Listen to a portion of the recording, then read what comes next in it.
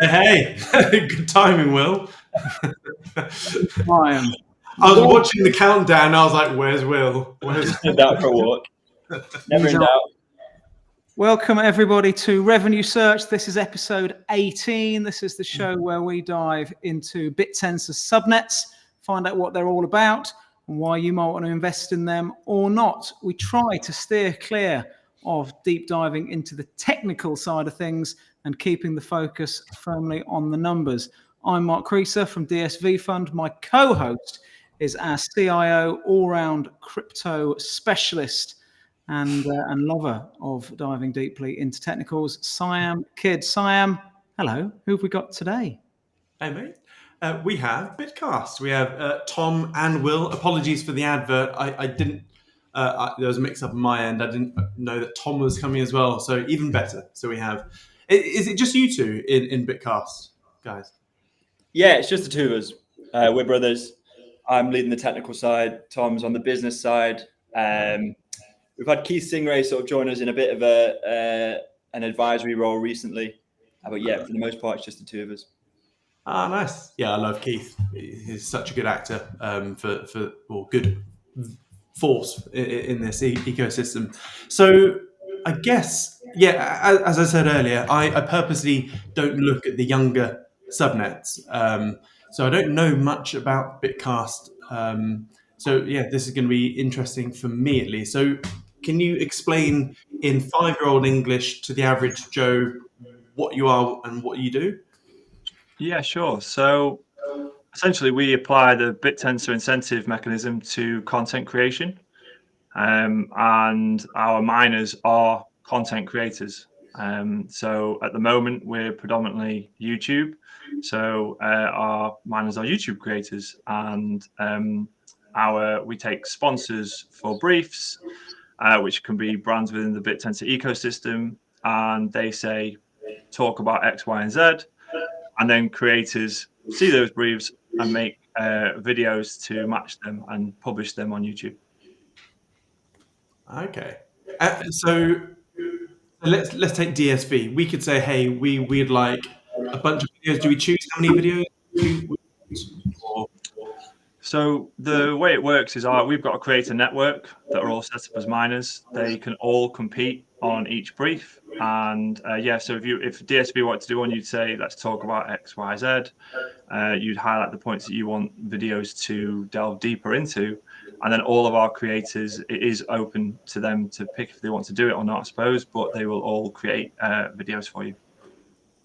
And how many submissions would you get in then? Typically, since launch, obviously our creator pool has grown.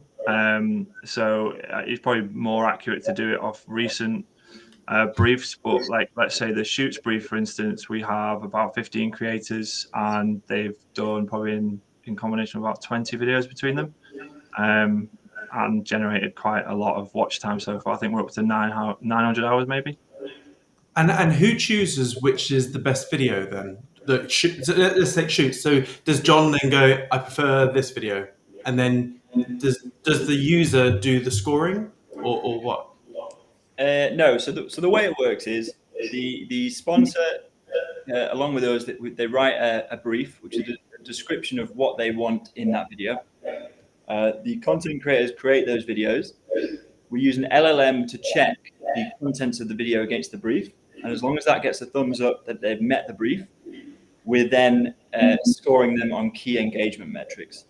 So up until recently, it was minutes watched. We've now switched to what we think is a bit more of a solid metric, which is one of YouTube's revenue metrics. So they're essentially competing for view time to determine who gets the most rewards. Interesting. And where are the content creators just post it on their own YouTube channels? Yeah. Oh, wow. And so you have an API in with YouTube to check those metrics. And what if a YouTube, a content creator made a video and then put some ad spend up under that video to jack it up a bit to get more views and whatnot? Would that then instantly boost their scoring with Bitcast? It wouldn't. We have had that. So that is a question that we've come up against. So yeah, currently we have no problem with the creators boosting their ad spend. You can see we can break metrics down by different traffic channels, one of which is advertising. So we can exclude that from the scoring. They won't be rewarded for it, but if they want to use ad spend to boost their channel and boost the videos, for it. Okay, fair enough. Just quickly, Will, I think you got all sorts of reverberation on your mic or feedback of some sort. I don't know if you can I'll mute. Yeah. Okay, and then so typically, what is the lag? So if we say, hey, we'd like a video about DSV, when how another video is made? I think that's probably one of the powerful things that Bitcast delivers. So, I mean, typically a content creation marketing agency would probably take weeks, if not months, to deliver 20 creators to make your video. It's actually, if you line up a brief slot, you could have that content out within, 2 hours of work from your side to design what you want creators to talk about. And then it's probably a week from us publishing that before creators will start making videos for you. Nice. And yeah, so one brief, you could end up with 15, 20 odd videos. Yeah. And to add to that, it's not, we're also multilingual as well, because it's validated by AI. We're no longer having to just keep it to English, or we don't need translators. It's all done by the LLM. So at the moment on the Shoots brief, we've got five different languages competing on it, which I think we might be the only marketing company in the world that can actually do that at this point. Okay, and how much is a creator paid for a video then? It massively depends on the engagement metrics that we get from YouTube. So as part, we've just done a rollout of Bitcast version 2, which, as Will mentioned, we've moved to a revenue model from YouTube, but it's all based on that. So if you've got a video that performs really well, you'll have a higher revenue from YouTube, and then we apply our calc on top of that, so you'll have a higher Bitcast alpha emission for that video. Okay, so let's take things to the limit. If we put out a brief and Mr. Beast went, yeah, I'll do that, puts out a video, gets 100 million views, I guess he would naturally be your number one miner for that brief. Yeah, so he'd be the number one miner. I mean, that'd be brilliant if Mr. Beast was pushing Bittensor. But yeah, he'd be the number one miner. But we've, as part of the new model, we've got logarithmic scaling involved, so it wouldn't take us beyond our total emissions, if that makes sense. Okay. So it's basically, as the video keeps performing, it's diminishing returns. And so let's say I'm the customer, I ask for this brief. What do I pay Bitcast? So at the moment, we're taking flat fees for running a brief, which is 10 tau. Obviously, there's scope in the future to change the way that we do this sort of payment, but it's fixed fees at the moment. But we're adding some other services on top of that as well, including we're moving to X in the near future. So obviously, you can run YouTube and X campaigns, all powered by the same brief or from the same brand portal. Okay. Again, all spun up within hours, and having massive reach and all the analytics pulled into one place. Interesting. 10 tau. And then, so what do you do with that 10 tau? We use that revenue to buy back and burn our alpha. 100% of it? Currently, yes. Yeah. Interesting. And how regularly do you buy back and burn? Is it like every brief, or do you store it up for one big burn, or what? We've got a pot of tau that's got an auto buy that's buying the alpha, and then we haven't built in an auto burn yet, but we can do that, or we just burn. But obviously, the buy pressure is what keeps the price stable. Nice. And you've publicized this wallet that's doing the buybacks. Yes, that wallet's public. Oh, that's great transparency. I love that. Mark, anything from your end? No, I mean, I've kept a little bit quiet there because while you were on holiday, I had a conversation with these guys and found all of that out for myself. So I know I don't want to shortcut your discovery process, because what they're doing is really, really interesting. But yeah, in summary, anybody can knock a brief together. They want to get some eyeballs on something. These guys will put that out to a network. They're going to grow that network. The network's job is to meet that brief and get as many eyeballs on it as possible. And then the best ones will get paid. And then when these guys get the revenue, they do a buyback and burn. And it's a really, really lovely little model. I did suggest one little tweak to it when we spoke last week. And I'll run that past you, Siam, and you can tell me whether you think it's a good idea or not. And basically, I said they shouldn't be charging a flat fee of 10 tau, because they might get videos that get loads of views. And bigger agencies and bigger businesses aren't going to think that the value is there for 10 tau. They're used to spending a lot more money. So having something that was linked to the performance of the content would allow these guys to make much more money, but also allow them to maybe lower the barrier to entry so more people can play the game and they'll make more money. That was my suggestion. Yeah. And we might... Yeah, so lower barrier to entry and then a longer tail upside if something does go viral, so to speak. Okay, and so is there much of a lag in briefs? Like, do you have a massive stockpile, like backlog of briefs which the miners haven't churned through yet? Because it takes time to make a video. Yeah, I mean, we publish the briefs. Well, we try and publish each brief with at least a week's worth of notice. And, you know, we're 3 months old as a subnet, so we're concentrating on Bittensor only, and we're just doing Bittensor content and trying to get our processes as iron tight as possible, away from exploits, etc. But I mean, we do have a backlog of some really cool subnets coming up, but we're also now increasing the cadence. So we were doing 1 brief a week. We're now moving to 2 briefs a week, and that is how we can start generating more revenue in the short term, is just increasing the number of briefs that we publish. And obviously, if creators find the content interesting, they can go and make the videos, which obviously it's all within Bittensor at the moment, so pretty much everything's interesting. Okay, so one of the things I found with videos and businesses full stop is that businesses, they tend to think they deliver a new product or a service and they think, it's amazing, and they expect customers to come.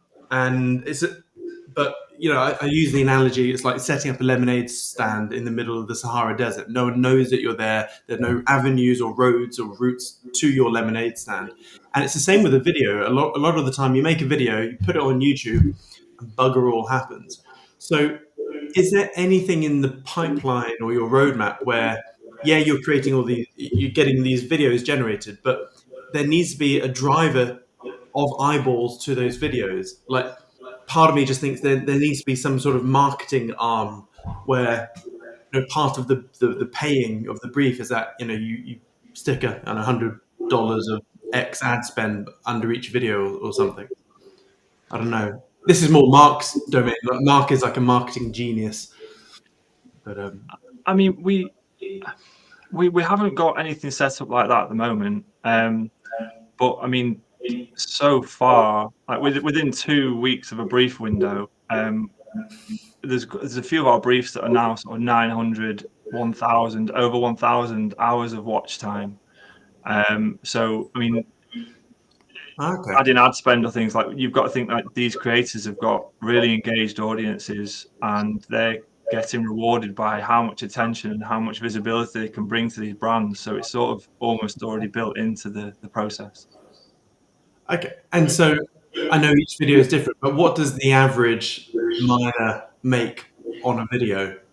I know it's probably hard to give an average, but yeah, I mean, it is hard to give an average. I think if I talk about our top miners at the moment on sort of the new release, they can be expecting to earn, dependent on probably anywhere between $2,500 to $4,000 for a video.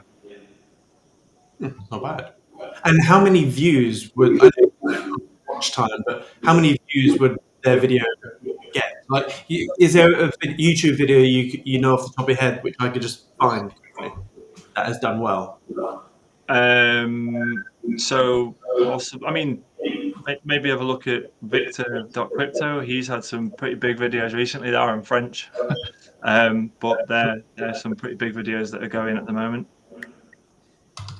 Okay. Well, I'll find after the call.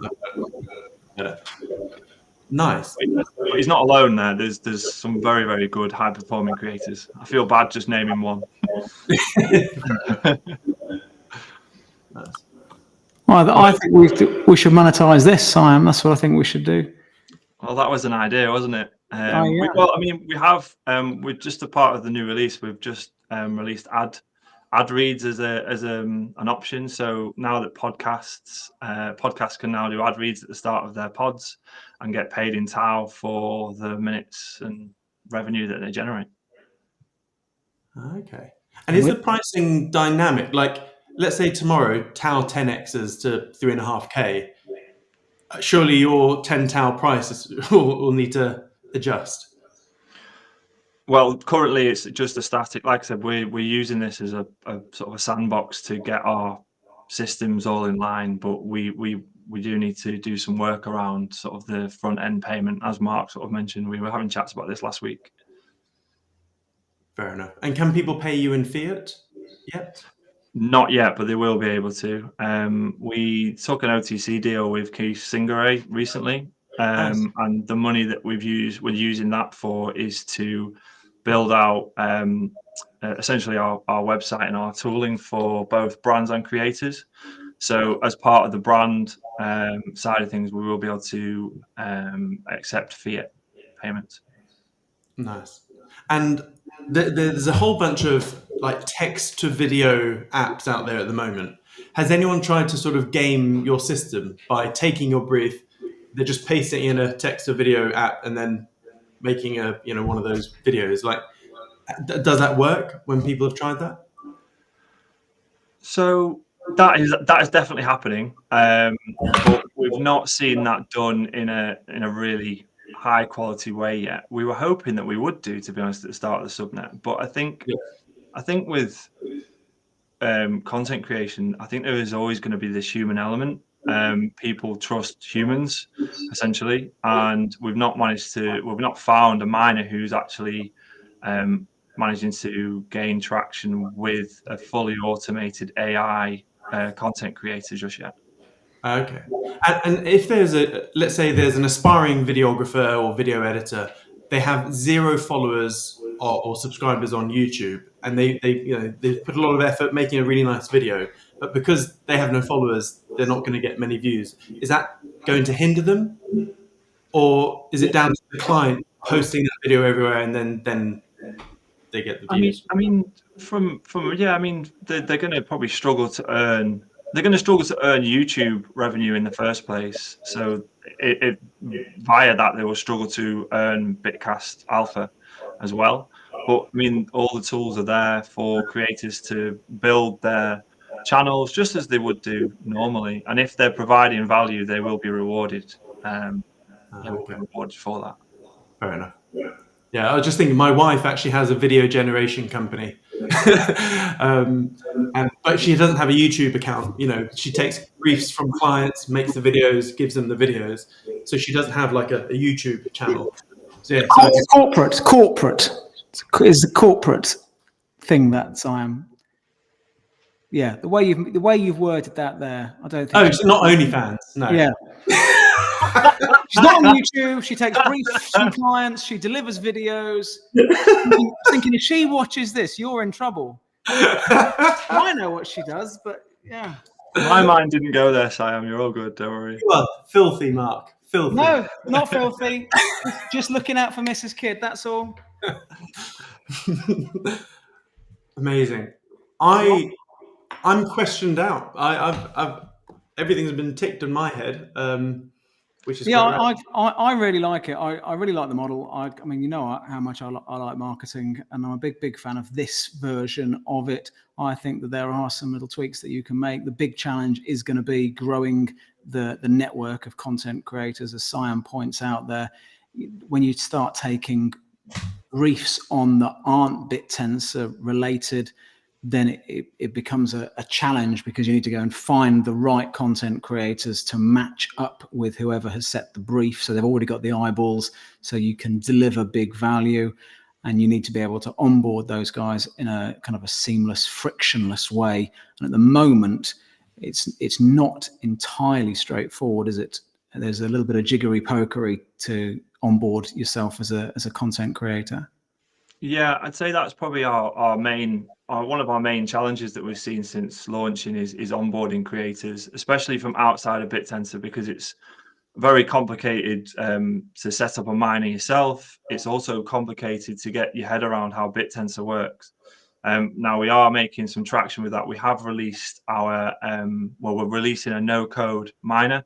So essentially that means you can hook up your YouTube account and attach it to your Tau wallet in one click.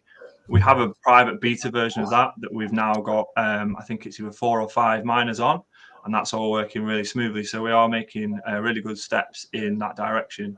But this all sort of falls into the website rebuild that I mentioned before that we're using funds for. So soon that problem is going to be diminished. Yeah. Okay. So I just got a couple more questions. So at the moment, on a monthly basis, what is the revenue that you're generating from the 10 towels? Yeah, so I mean, so far we've received 50 Tau, soon to be 70. Well, in the next 2 days, and obviously that's sort of incrementally increasing month on month. And I think where we're aiming to get in the next couple of months is probably about 75 Tau a month. That's based on just the current demand that we've got from subnets. I think we've got probably 10 to 15 subnets all wanting to line up briefs at the moment. Nice. Yeah, it's like 25, 30 grand a month already. And I guess subnet owners are your main customers at the moment. Anything Bittensor. So yeah, so subnet owners are obviously there, but with the new ad reads as well, that's obviously going to have value for your platforms like TauStats and Tau.app and also the investment funds as well, DSV and likewise. So anything Bittensor focused is essentially what we're concentrating on at the moment.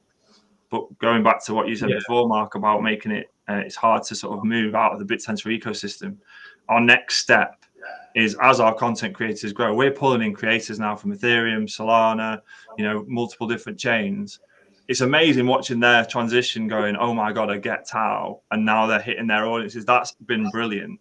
But as that natural progression happens, our creators have got audiences across the whole crypto ecosystem. So we will be able to start working with other chains and other ecosystems and selling briefs into them as well. Have you put out your own brief?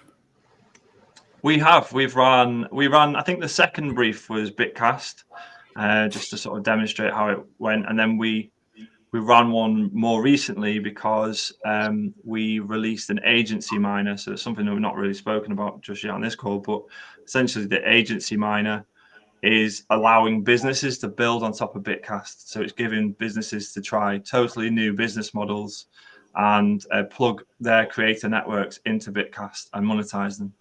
So we ran a brief on that as well. Huh. Yeah. Huh. Go on. No, you first. So talk to me about the pre-rolls then for podcasts like this, because we've put this on like it was just a live stream onto X, and we got it on the DSV websites, and now it goes out across all the major podcasting platforms. And there's a few people that are producing good quality podcasts for Bittensor. What do they need to know if one of those guys is watching this now? What do they need to know? What would happen to their podcast? What does the pre-roll mean, and what are they likely to benefit from? Yeah, I mean, we've already signed up to really good pods and hoping to sign up this one as well. But essentially, it's an ad read at the beginning. So, well, the initial concept is within the first 3 minutes, spend 20 to 30 seconds talking about X. So the one that we're probably going to be running soon is to talk about Bitcast. Again, we just like to demonstrate how it works. And then obviously we can show that and then sell it into other platforms. But yeah, it's a 20 to 30 seconds within the first 3 minutes, and just to sort of say, well, what the ad read tells you to say, essentially. And how do you track that? The LLM tracks it. So we take the transcripts from each video, so we can see what was discussed within the first 3 minutes of the video, how long it was discussed for, and what was discussed. So the LLM will handle that. But does it know how many people have listened to it or watched it? Again, that comes from the engagement metrics on the video. So we can see all the metrics around the revenue that video generated from YouTube. Yeah, and that's all to do with minutes watched. And that's why we say the ad read should be at the start of the video as well, because it's a genuine.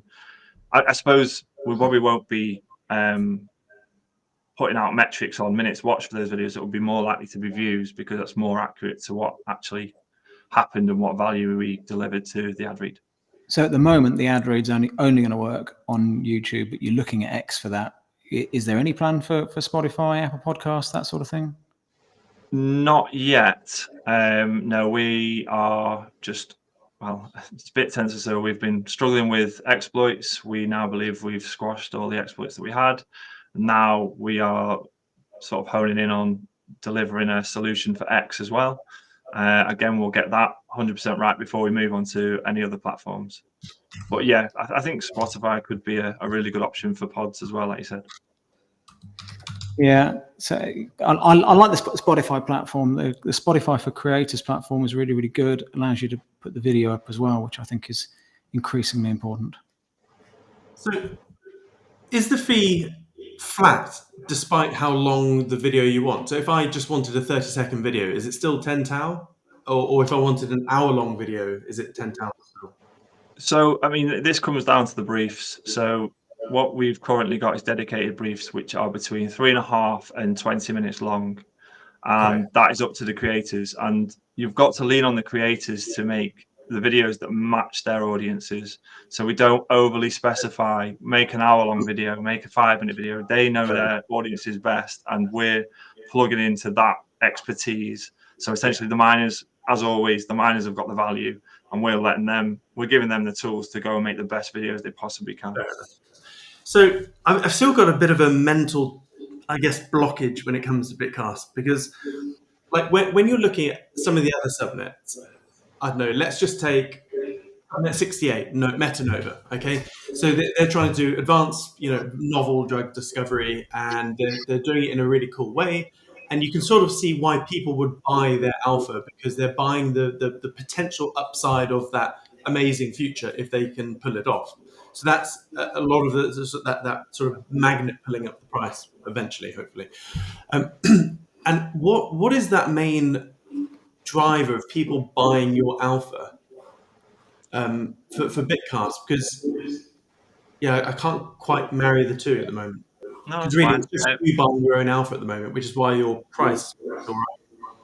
Well, yes, I suppose so. But you'd also be buying into how we're disrupting the industry. So if you look at the competitors that we're against, these traditional ad agencies or traditional creator agencies, which are obviously there's large agency fees involved, and they're very, very long-winded and manual processes. So our sort of solution is designed to remove as much of that friction as possible, and these traditional ad agencies or creator agencies are charging like probably even at the lower end $10,000 to $50,000 a month. So like I said before, we're sort of using this 10 tau business model is our sandbox. There's no reason why that's going to stay static.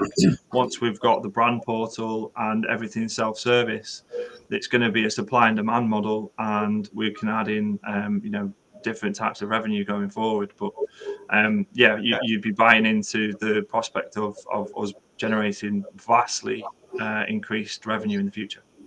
Yeah, okay, I get that now. Yeah, so you genuinely do have potential to be doing millions per month in revenue, because if you're doing, say, 25k a month with just Bittensor stuff and you've only got going, imagine what happens when you wake up the Solana boys and then every meme coin is like, wait a minute, I can get a shit ton of videos for my bullshit shitcoin. Okay. And do you have any plans on getting a marketing team or at all, or a BDM? Yeah, we're actually currently looking. Well, we're trying to recruit a marketing lead because as we grow across different platforms, we'd like some expertise on how to basically make content feed between all the different platforms and really get a viral effect. So right now we're like I said, we're just basically removing all the friction points and making this really easy for brands to get content out and make it easy for creators to monetize. But we were going to start building out tools that makes that all talk to each other and basically mass market across all channels. Yeah, because I was just thinking, like, if I was in your boots, first hire I would do right now is getting a bunch of business development managers and going, hey, here's a big list of all of the video creation marketing companies in the UK, or let's say UK, who charge 10 to 20 grand to their clients. And then your BDM will go to those marketing people and say, hey, as part of your offering, you're taking in 20 grand on a brief. Why don't you just siphon off 3.5 grand, the 10 tau, to us, and then we can create a whole bunch of videos. So you do what you normally do, but also add in all of the videos that Bitcast can create for you. Well, that's the agency model. And that's what I'm already doing, speaking to agencies already, getting them to plug that into their creators. So yeah, we're active on that. Sorry, it's been a bit slow for me to get on the ball, but yeah, it clicks now. I like it. Anything else, Mark? Now I'm out of questions. No, I like it. We just need to work out what our DSV brief needs to be, and we'll get it over to the guys. Done. Yeah, let's do it. We're your next customer. Happy days. Sounds good. Happy days. Good. No, that's been really, really, really interesting. I like it. Nice. Well, I'll let you finish off the pod, Mark. I'm done. Again, thank you, Tom, Will. It's much appreciated. And yeah. Well, there's no to finish off with because I don't think we've got any more revenue searches scheduled, have we? Not at the moment. Yeah, we just got back in the sack, so we just need to get that flywheel or pump the water up the well again. Yeah. So we'll start booking some of those in over the next few days. But this one's been a good one. So yeah, thanks, Tom. Thanks, Will. Close us off, Siam, and we'll see you when we see you. Cheers, guys. Thanks for having us on. Thanks a lot. See you soon. Bye. Toodaloo.